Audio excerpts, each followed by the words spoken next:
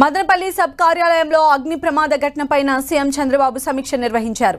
అసెంబ్లీలోని తన ఛాంబర్లో జరిగిన సమీక్షకు సీఎస్, సీఎంఓ అధికారులు, ఇంటెలిజెన్స్ చీఫ్ హాజరయ్యారు. అసైన్డ్ భూముల ఫైల్స్ దగ్ధమైనట్లు ప్రాథమిక సమాచారం.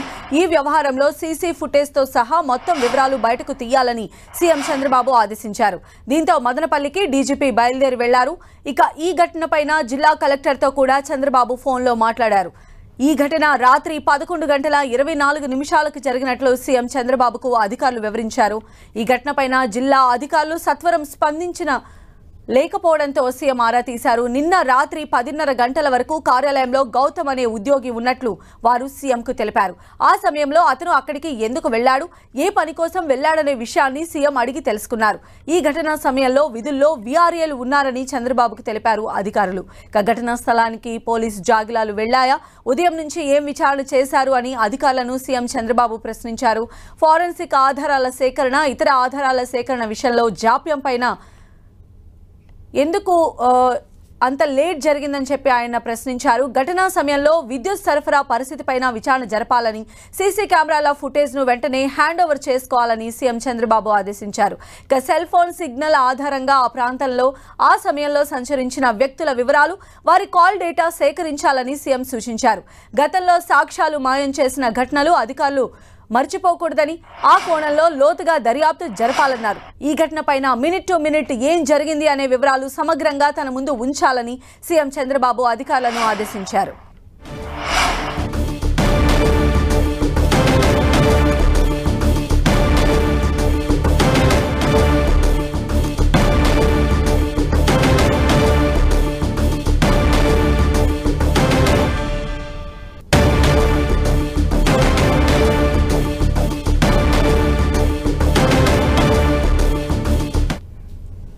ఈ ఘటనకు సంబంధించిన మరింత సమాచారం మా ప్రతినిధి మురళి మనకు అందిస్తారు. మురళి, మనం చూస్తూ ఉన్నాము ఇలాంటి ఘటనలు ఈ మధ్య కాలంలో ఎక్కువైపోయిన నేపథ్యంలోనే చంద్రబాబు ఈ కేసుకి సంబంధించి కూడా ఆయన చాలా మెయిన్గా ఫోకస్ పెట్టినట్టుగా కూడా కనిపిస్తోంది. ఎలాంటి డీటెయిల్స్ ఉన్నాయి మీ దగ్గర? ఎందుకు అంటే సీఎంకి దీనికి సంబంధించిన విషయాలు చేరవేయడంలో జాప్యం జరుగుతుంది అంటే ఏం చెప్తున్నారు అక్కడ అధికారులు? సంజయ్, మీరు అన్నట్లుగా అంటే కొత్త ప్రభుత్వం రాష్ట్రంలో కొలువు తీరిన తర్వాత అర్ధరాత్రి వేళ ప్రభుత్వ కార్యాలయాల్లో అగ్ని ప్రమాదాలు జరగడం, రికార్డులు దగ్ధం కావడం అనేది చాలా చోట్ల జరుగుతున్నాయి. ఈవెన్ ఉమ్మడి చిత్తూరు జిల్లాలో కూడా 1-2 ఎంఆర్ఓ కార్యాలయాల్లో, ఒక ఎంపీడీఓ కార్యాలయాల్లో ఇదే తరహా ఘటన చోటు చేసుకుంది. కానీ అన్నిటికంటే పెద్ద ఘటన ఇవాళ మదనపల్లి సబ్ కలెక్టర్ కార్యాలయంలో జరిగినదే. ఈ అగ్ని ప్రమాదంలో పెద్ద ఎత్తున పెద్ద మొత్తంలో రికార్డ్స్ అంతా కూడా దగ్ధమైనాయి.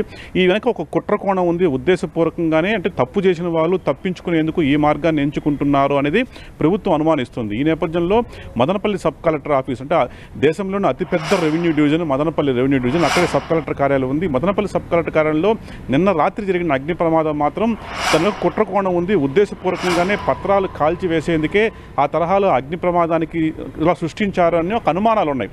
ఈ నేపథ్యంలోనే ఒక్కసారిగా ప్రభుత్వం ఈ ఘటనను చాలా సీరియస్గా తీసుకుంది. ఒక ఉన్నత స్థాయి విచారణకు ఆదేశించింది. ఈ నేపథ్యంలోనే ఏకంగా రాష్ట్ర డీజీపీ అట్లాగే సిఐడి చీఫ్ ఇద్దరు కూడా మరి కాసేపట్లోనే ప్రత్యేక హెలికాప్టర్లో మదనపల్లి సబ్ కలెక్టర్ కార్యాలయానికి చేరుకోబోతున్నారు. వారు ఇక్కడే కూడా పూర్తి స్థాయిలో ఈ ఘటనపైన విచారణ జరపబోతున్నారు. మరోవైపు ఈ ఘటనకు సంబంధించి అన్ని కోణాల్లో కూడా ముమ్మర దర్యాప్తు కొనసాగుతుంది. ఇప్పటికే గౌతమ్ తేజ అనే ఒక సబ్ కలెక్టర్ కార్యాలయ జూనియర్ అసిస్టెంట్ను పోలీసులు అదుపులో తీసుకున్నారు. ఎవరైతే ఈ గౌతమ్ తేజ ఉన్నారో అతను నిన్న రాత్రి అగ్ని ప్రమాదం జరగడానికి కొన్ని నిమిషాల ముందు ఆ ప్రాంతంలో తిరిగినట్లుగా అనుమానాలు ఉన్నాయి. మురళి, అయితే మీరు చెప్తున్న ఈ గౌతమ్ తేజ ఎవరు? అక్కడి ఎంప్లాయా? అతను ఆ సమయం వరకు ఎందుకు అక్కడ వేచి ఉన్నారు? టైం అయిపోయిన తర్వాత ఎందుకు వెళ్ళలేదు? అంటే ఆయన కొలీగ్స్ని ఏమన్నా అధికారులు ఎంక్వైరీ చేయడం జరిగిందా? ఇప్పటి వరకు అతనికి సంబంధించిన సమాచారం ఏంటి? గౌతమ్ తేజ మదనపల్లి సబ్ కలెక్టర్ కార్యాలయంలో జూనియర్ అసిస్టెంట్గా పనిచేస్తున్నారు. అతని స్వస్థలం పుంగనూరు నియోజకవర్గంలో ఉన్న సౌదుం మండలం. ఈ నేపథ్యంలో అతను ఘటన ప్రమాదం జరగడానికి సరిగ్గా ఒక అర్ధగంట ముందు ఆ ప్రాంతంలో తిరిగినట్లుగా కొన్ని ప్రత్యేక సాక్ష్యాలు, ఆధారాలు కూడా పోలీసులకు లభించాయి. ఈ నేపథ్యంలో ఈ తెల్లవారుజామున గౌతమ్ తేజను పోలీసులు అదుపులో తీసుకున్నారు. అతని మొబైల్ని కూడా సీజ్ చేయడం జరిగింది.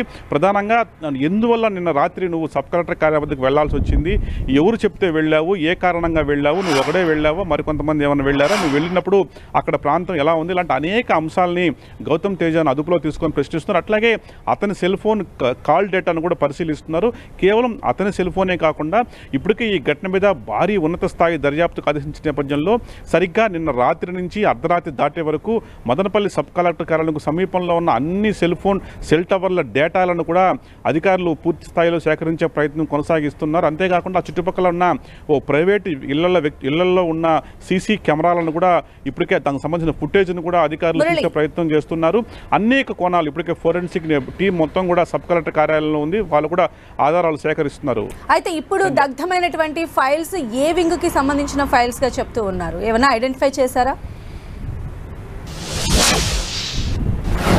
అంటే దాదాపుగా ఇప్పుడు ప్రాథమికంగా లభిస్తున్న సమాచారం ప్రకారం అన్నీ కూడా భూ రికార్డులకు సంబంధించిన పత్రాలుగానే తెలుస్తుంది. అన్నీ కూడా ఏదైతే ల్యాండ్ అక్విజిషన్ సెక్షన్కు సంబంధించిన ఫైల్స్, ల్యాండ్ అలాట్మెంటు, అట్లాగే ఏదైతే నిషేధిత జాబితా 22A రికార్డుకు సంబంధించిన రికార్డ్స్, ఇవి ఎక్కువ వరకు కూడా దగ్ధమైనట్టుగా తెలుస్తుంది. రైతుల నుంచి సేకరించిన భూములే ఇవాళ ఇట్లా అగ్నికి ఆహుతైనట్టుగా, దానికి సంబంధించిన పత్రాలే అగ్నికి ఆహుతైనట్టుగా తెలుస్తోంది. ప్రధానంగా మదనపల్లి రెవెన్యూ డివిజన్ పరిధిలో పెద్ద ఎత్తున భూ కేటాయింపులు జరిగాయి. అట్లాగే అసైన్ భూములను పట్టా భూములుగా మార్చారన్న ఆరోపణలు, అట్లాగే నిషేధిత 22Aలో ఉన్న వాటిని తిరిగి వాటి మీద నిషేధం ఎత్తివేసి వాటిని ప్రైవేట్ వ్యక్తులకు కట్టబెట్టారని ఉన్నాయి. అందుకు సంబంధించిన రికార్డ్స్ అంతా కూడా ఏ సెక్షన్స్లో ఉన్నాయో ఆ సెక్షన్లోనే నిన్న రాత్రి అగ్ని ప్రమాదం జరిగింది. అందుకు సంబంధించిన రికార్డ్సే పూర్తిగా దగ్ధమైనట్లు ప్రాథమికంగా అనుమానాలు వ్యక్తమవుతున్నాయి. అందుకు సంబంధించిన ఏదైతే కాలిన పత్రాలు కూడా అదే విషయాన్ని రుజువు చేస్తూ ఉన్నాయి. ఈ నేపథ్యంలోనే అధికార యంత్రాంగం ఒక్కసారిగా అప్రమత్తమైంది. ముఖ్యమంత్రి కార్యాలయం నిన్న రాత్రి జరిగిన ఘటన పైన చాలా సీరియస్ అయింది. ఘటన జరిగిన వెంటనే ఇమ్మీడియట్గా సక్రమంగా స్పందించలేదని అభిప్రాయం సీఎంఓ నుంచి ఎదురైంది. ఈ నేపథ్యంలో స్వయంగా అన్నమయ్య జిల్లా కలెక్టరు, అన్నమయ్య జిల్లా ఎస్పీ ఇద్దరు కూడా డీజీపీ రాక కోసం వెయిట్ చేస్తున్నారు. వారు వచ్చిన తర్వాత ఈవెన్ సబ్ కలెక్టర్ కార్యాలయంలోకి ఎవరు మీడియాను కూడా లోపలికి అనుమతించట్లేదు, అందరినీ కూడా బయట నిలువరించడం జరిగింది. ఈ నేపథ్యంలో డీజీపీ అట్లాగే సిఐడి చీఫ్ వాళ్ళు వచ్చిన తర్వాత వాళ్ళంతా కూడా పోయి లోపల పరిశీలించి మరింత ముమ్మర దర్యాప్తు జరపబోతున్నారు. సంధ్య, అయితే ఇక ల్యాండ్ రికార్డ్స్ కి సంబంధించినటువంటి ఫైల్స్ దగ్ధమైన నేపథ్యంలో అంటే దీన్ని ఒక పొలిటికల్ యాంగిల్ గా చూసేటువంటి అవకాశం ఎంతవరకు ఉంటుంది? అంటే అప్పుడు హయాంలో ఉన్నటువంటి స్థానిక నేతలు కావచ్చు, లేదా దాన్ని పర్యవేక్షించినటువంటి అధికారులకి సంబంధించి చూసేటువంటి ఆ కోణంలోనే దర్యాప్తు చేసేటువంటి అవకాశం ఉండొచ్చా? ఖచ్చితంగా ఉండొచ్చు. ఎందుకంటే మనకి ఇలా ఎందుకు అనుమానించాల్సి వస్తుందంటే గడిచిన 5 ఏళ్లుగా మదనపల్లి రెవెన్యూ డివిజన్ పరిధిలోనే పెద్ద ఎత్తున భూ కేటాయింపులు జరిగాయి. అట్లాగే ల్యాండ్ అక్విజిషన్ జరిగింది. అక్కడ ఒక 3 వాటర్ ప్రాజెక్టులు నిర్మాణానికి సంబంధించి రైతుల నుంచి పెద్ద ఎత్తున ల్యాండ్ సమీకరించి జరిగింది. వారికి ఇప్పటికి కూడా నష్టపరిహారం అందించలేదు. వారంతా కూడా ఇప్పటికీ ఆందోళన చేస్తున్నారు. ఇదంతా ఒకటైతే అక్కడే మల్లయ్య కొండ ఉంది. ఆ మల్లయ్య కొండలో కూడా ఆ భూములంతా కూడా ప్రైవేట్ వ్యక్తులు కేటాయించారు. అదొక అనుమానం ఉంది. ఇవే కాకుండా రాగానపల్లె అని రాగానపల్లిలో ఏకంగా 980 ఎకరాల అసైన్ భూములను ప్రైవేటు వ్యక్తులు కట్టబెట్టారు. దీని వెనుక నాటి మంత్రి పెద్దిరెడ్డి హస్తం ఉందని ఆరోపణలు ఉన్నాయి. జిల్లా కలెక్టర్ స్థాయిలో ఆ 980 ఏకర్స్ పైన ఇప్పటికే ముమ్మర విచారణ కొనసాగుతోంది. ప్రభుత్వం కూడా ఆ 980 ఏకర్స్ విషయంలో ఏం జరిగింది విచారించి నివేదిక ఇవ్వమని చెప్పి జిల్లా అధికార యంత్రాంగం ఆదేశించింది. ఈ నేపథ్యంలో ఇట్లాంటి అనేక ఆరోపణలు, అనేక అంశాలు ఉన్న నేపథ్యంలో ఒక్కసారిగా ఇట్లాంటి ఒక అగ్ని ప్రమాదం జరగడంతోనే ఇన్ని అనుమానాలు వ్యక్తమవుతున్నాయని మనం భావించాల్సి ఉంటుంది. స్వయంగా ఈ ఉదయం 10 టీవీలో ఈ వరుస కథనాలు ప్రసారమైన తర్వాత, ఈ ఘటన పైన మనం అనుమానం వ్యక్తం చేసిన తర్వాత ఒక్కసారిగా ప్రభుత్వం దీన్ని సీరియస్గా తీసుకుంది. స్వయంగా సీఎం చంద్రబాబు నాయుడు ఏకంగా సిఎస్ డీజీపీతోనే ఉన్నపళంగా సమీక్ష జరిపి వాళ్ళు ఇమ్మీడియట్గా వాళ్ళని ఘటనా స్థలానికి వెళ్ళమని చెప్పడంతోనే ఇవాళ డీజీపీ ఏకంగా సిఐడి చీఫ్ ఇద్దరు కూడా ఘటనా స్థలానికి రాబోతున్నారు. ఈ ఘటన పైన చాలా లోతైన విచారణ తప్పకుండా జరుగుతుందని తెలుస్తోంది. ప్రధానంగా ఇప్పుడు ఎవరైతే పోలీసులు అదుపులో ఉన్నారో గౌతమ్ తేజ అయితే విచారిస్తూ ఉన్నారు. సంధ్య, అయితే గౌతమ్ తేజకి ఇంకెవరైనా సహకరించి ఉండొచ్చా, లేదా గౌతమ్ తేజ అక్కడ ఉన్నారు కాబట్టి, అంటే ఇన్సిడెంట్ జరిగిన టైంలో అక్కడ ఉన్నారు, ఆయన వెళ్ళిన తర్వాతనే ఈ షార్ట్ సర్క్యూట్కి సంబంధించిన సమాచారం బయటకు వచ్చింది కాబట్టి, అంటే ఆయన ఒక్కరే అక్కడ ఉన్నారా, ఆయనతో పాటు ఇంకెవరైనా టీం మెంబర్స్ ఉన్నారా? దీనికి సంబంధించిన సీసీ ఫుటేజ్ కానీ గౌతమ్ తేజ నుంచి ఏమన్నా ప్రాథమిక సమాచారాన్ని సేకరించారు? అంటే ఇందులో గౌతమ్ తేజ హస్తం ఉందా అనేది మాత్రం విచారణలో తేలుతుంది. ఇప్పటివరకైతే అతను ఒక సస్పెక్టెడ్గానే పోలీసులు అదుపులో తీసుకున్నారు. నిజానికి సబ్ కలెక్టర్ కార్యాలయంకి ఒక వాచ్మెన్ ఉన్నారు. ఆ వాచ్మెన్ నిన్న రాత్రి అంతా కూడా విధుల్లో ఉన్నారు. ఆయన అగ్ని ప్రమాదాన్ని చూసిన తర్వాత అధికారులకు సమాచారం ఇవ్వడం, ఫైర్ సిబ్బంది రావడం, మంటలు నాటిపే ప్రయత్నం చేశారు. అయితే గౌతమ్ తేజ అక్కడికి వచ్చినట్లుగా బహుశా వాచ్మెన్ చెప్పాడా లేదా చుట్టుపక్కల ఉన్న స్థానికులు చెప్పారనేది మాత్రం సమాచారం లేదు. కానీ పోలీసులకు పక్కా సమాచారం ఉంది. సబ్ కలెక్టర్ కార్యాలయానికి నిన్న రాత్రి 11 గంటల ప్రాంతంలో గౌతమ్ తేజ వచ్చి వెళ్ళాడు అన్న సమాచారం మాత్రం పక్కాగా ఉంది. ఈ నేపథ్యంలో గౌతమ్ తేజని తెల్లవారుజామున అతని ఇంట్లో అదుపులో తీసుకున్నట్టు తెలుస్తోంది. అతన్ని ఇప్పుడు కూడా మీడియా ముందు కనపడే పరిస్థితి లేదు. ఒక రహస్య ప్రదేశంలో గౌతమ్ తేజను ఉంచి నిన్న రాత్రి జరిగిన ఘటనలో అతని ప్రేమేయం ఏమాత్రం ఉంది, అక్కడ ఎందుకు వెళ్ళావు లాంటి అనేక అంశాలు ఆరా తీస్తున్నారు. ప్రత్యేకంగా అతను సెల్ ఫోన్ ఇప్పటికే స్వాధీనం చేసుకున్నారు. ఒకవేళ అతను తప్పు చేసి మొబైల్ గుండా ఎవరితోనో సంప్రదింపులు జరుపుంటే తప్పనిసరిగా అన్ని నిజాలు కూడా బయటకు వచ్చే అవకాశం కనిపిస్తుంది. కేవలం అతన్ని సెల్ ఫోనే కాకుండా ఆ సమయంలో ఆ దగ్గరలో ఉన్న 2-3 మొబైల్ టవర్ల కాల్ డేటాను కూడా ప్రస్తుతం అధికారులు సేకరిస్తున్నారు. స్వయంగా సిఐడి చీఫ్ కూడా వస్తున్న నేపథ్యంలో ఆయన కూడా ఈ అంశం మీద ఒక లోతైన దర్యాప్తు జరిపే అవకాశం చాలా స్పష్టంగా కనిపిస్తుంది. ప్రభుత్వం చాలా సీరియస్గా తీసుకుందంటే ఈ అర్ధరాత్రి ప్రభుత్వ కార్యాలయాల్లో జరిగే దస్త్రాల దహనం అంశాన్ని ప్రభుత్వం చాలా సీరియస్గా తీసుకుంది. తప్పు చేసిన వాళ్ళు తప్పించుకునేందుకు ఇది ఎంచుకున్న మార్గము, భవిష్యత్తులో తాము దొరకకుండా ఏకంగా ఆ డాక్యుమెంట్స్ని కాల్చివేస్తే ఆధారాలే ఉండవు కదా అనే ఒక దురుద్దేశంతో ఈ తరహా ప్రయత్నాలు చేస్తున్నారేమో అని అనుమానం ఉన్నాయి. 1-2 ఘటనలు జరిగినప్పుడు కూడా ప్రభుత్వం దాన్ని చాలా లైట్గా తీసుకుంది. బహుశా షార్ట్ సర్క్యూట్ కావచ్చు, ఏదైనా ఆకతాయి చేష్టలు అనుకోవచ్చు. కానీ వరుసగా అది కూడా ప్రభుత్వ కార్యాలయాల్లోనే అర్ధరాత్రి వేళ జరుగుతుండడంతోనే, పైగా ఇట్లాంటి ఒక ఘటన జరగడంతో స్వయంగా సీఎం చంద్రబాబు నాయుడు ఈ అంశాన్ని మరింత సీరియస్గా తీసుకుని ఒక నిష్పక్షపాత సీరియస్ ఎంక్వైరీకి ఆయన ఆదేశించారు. ఈ నేపథ్యంలో నిజాలు బయటకు రాబోతున్నాయి. అయితే చంద్రబాబు కూడా ఆదేశాలు ఇచ్చినట్టుగా తెలుస్తోంది. పైగా అధికారులపైన ఈ ఇన్సిడెంట్ విన్న వెంటనే కూడా ప్రశ్నల వర్షం కురిపించినట్టుగా తెలుస్తోంది. మినిట్ టు మినిట్ అప్డేట్స్ కూడా అడిగారు కదా.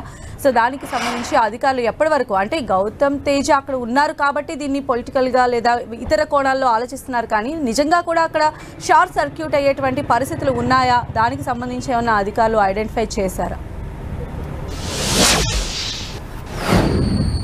నిజానికి అంటే టెక్నికల్గా ఈ ప్రమాదం జరిగేందుకు అవకాశాలు ఎంత మేరకు ఉన్నాయి అన్న అంశాన్ని కూడా అధికారులు పరిశీలిస్తున్నారు. మీరు అన్నట్లుగా ఒకవేళ నిజంగా షార్ట్ సర్క్యూట్ జరిగిందా, ఉంటే అది ఎలా జరిగి ఉంటుంది అన్న కోణాలను కూడా ఇప్పటికే టెక్నికల్ ఎక్స్పర్ట్స్ కావచ్చు, అలాగే ఎలక్ట్రిసిటీ డిపార్ట్మెంట్ కావచ్చు, అన్ని శాఖలు కూడా ఇప్పటికే సబ్ కలెక్టర్ కార్యాలయంలో తెల్లవారుజామున 6 గంటల నుంచే వారంతా కూడా విచారణలో భాగమై ఉన్నారు. వారందరూ కూడా విచారిస్తున్నారు. అయితే అక్కడ నిజంగానే ఏదైతే షార్ట్ సర్క్యూట్ జరిగే అవకాశం లేదు అని ప్రాథమికంగా ఒక అంచనాకైతే అధికారులు వస్తున్నారు. ప్రభుత్వం కూడా ఆ తరహా సమాచారం ప్రభుత్వానికి అందింది. ఈ నేపథ్యంలో నిన్న రాత్రి 10 గంటల నుంచి ఆ తర్వాత ప్రమాదం జరిగిన 12-12 వరకు మినిట్ టు మినిట్ అసలు ఏం జరిగింది, ఎన్ని గంటలకు ఫోన్ కాల్ వచ్చింది, మీరు ఎప్పుడు వెళ్ళారు, వెళ్ళినప్పుడు అక్కడ ఏం జరుగుతుంది, ఇలాంటి మినిట్ టు మినిట్ అప్డేట్ అంతా కూడా సీఎం కార్యాలయం జిల్లా ఉన్నతాధికారులను అడిగింది. ఆ మేరకు ఒక నివేదిక, మినిట్ టు మినిట్ నివేదికను కూడా సిద్ధం చేసేందుకు అధికారులు సిద్ధపడుతున్నారు. ఈ నేపథ్యంలో మరోవైపు ఫోరెన్సిక్ టీం కూడా అక్కడ రావడం జరిగింది. ఒకవేళ ఏదైనా పెట్రోల్ పోసి ఉంటే, ఎందుకంటే ఒకవేళ బలవంతంగా పెట్రోల్ పోసి మంట పెట్టుంటే రేపు పొద్దున్న ఫోరెన్సిక్ టీంలో అది తప్పనిసరిగా బయటపడే అవకాశం ఉంది. పెట్రోల్ తాలూకు అవశేషాలు తప్పనిసరిగా ఫోరెన్సిక్ లభిస్తాయి కాబట్టి అక్కడ కూడా దొంగ దొరికే అవకాశం ఉంది. లేదు షార్ట్ సర్క్యూట్ అంటే అందుకు దారి తీసిన పరిస్థితులు కూడా తేలే అవకాశం ఉంది. లేదా ఇంకెవరన్నా నిప్పు వేసి ఉంటే కూడా దాన్ని కూడా ఒక సీసీ కెమెరా కావచ్చు, దగ్గరలో ఉన్న కాల్ డేటా ఆధారంగా కూడా దాన్ని కూడా రాబట్టే ప్రయత్నం ఖచ్చితంగా చేస్తారు. చాలా సీరియస్ ఎంక్వైరీ అయితే జరుగుతున్న నేపథ్యంలో స్వయంగా ముఖ్యమంత్రి సీరియస్ అయ్యి డీజీపీని ఘటనా స్థలానికి వెళ్ళమని పురమాయించి ఉన్నత స్థాయి విచారణకు ఆదేశించిన నేపథ్యంలో ఇక ప్రతి చిన్న అంశం కూడా కీలకమే కాబోతుంది. ఈ నేపథ్యంలోనే ఈ దర్యాప్తు ఈ ఘటనపై ముమ్మరంగా కొనసాగే అవకాశం ఉంది. ముఖ్యంగా ఏ రికార్డ్స్ దగ్ధమయ్యాయి, అవే ఎందుకు జరిగాయి అన్న కోణంలో కూడా ప్రస్తుతం విచారణ కొనసాగే అవకాశం ఉంది. సంధ్య. రైట్ మురళి, అది మొత్తంగా మదనపల్లి అగ్ని ప్రమాద ఘటనకు సంబంధించి అయితే ప్రభుత్వం ఫుల్ సీరియస్గా ఉంది. అన్ని అప్డేట్స్ కావాలని చెప్పి ఇప్పటికే సీఎం చంద్రబాబు కూడా అధికారులను ఆదేశించారు. దీనికి సంబంధించి పోలీసులు కూడా దర్యాప్తును ప్రారంభించినట్టుగా తెలుస్తోంది.